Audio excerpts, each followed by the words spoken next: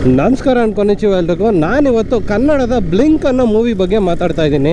ಚಿಂದಿ ಮೂವಿ ಗುರು, ಸೈಕ್ ಸೀನ್ಗಳು ಇಟ್ಟಿದ್ದಾರೆ. ನೀನು ಎಲ್ಲೂ ಲ್ಯಾಗ್ ಅನ್ಸಲ್ಲ.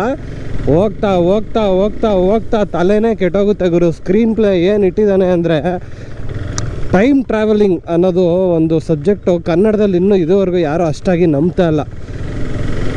ಅದೇ ಹಾಲಿವುಡ್ಡಲ್ಲಿ ಮಾಡಿದ್ರೆ ನೋಡಿ ಒಪ್ಕೊಬಿಡ್ತಾರೆ.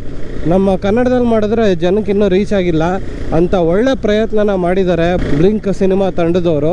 ಕಾನ್ಸೆಪ್ಟ್ ಹೇಳ್ಬಾರ್ದು, ಬಟ್ ಏನಂದರೆ ಒಬ್ಬ ವ್ಯಕ್ತಿ ಅವನ್ನ ಪಾಸ್ನ ಹೇಗೆ ಚೇಂಜ್ ಮಾಡ್ಕೊತಾನೆ ಎತ್ತ ಅನ್ನೋದನ್ನ ತುಂಬ ಸಾಕಾಗಿ ತೋರಿಸಿದ್ದಾರೆ. ಕನ್ನಡಿಗರು ಎಲ್ಲರೂ ಸಪೋರ್ಟ್ ಮಾಡಿದ್ರೆ ತುಂಬ ಜನ ಓಡಿಸ್ಬಹುದು. ಇದೆಲ್ಲ ನಮ್ಮ ಕೈಲಿದೆ. ಮೋಸ್ಟ್ಲಿ ಉಳಿದರು ಕಂಡಂತೆ ಲೂಸಿಯಾ ಇದನ್ನೆಲ್ಲ ಇಷ್ಟಪಡ್ತಾರಲ್ಲ, ಆ ಕ್ರೌಡ್ಗಂತೂ ಸಖತ್ ಇಷ್ಟ ಆಗುತ್ತೆ.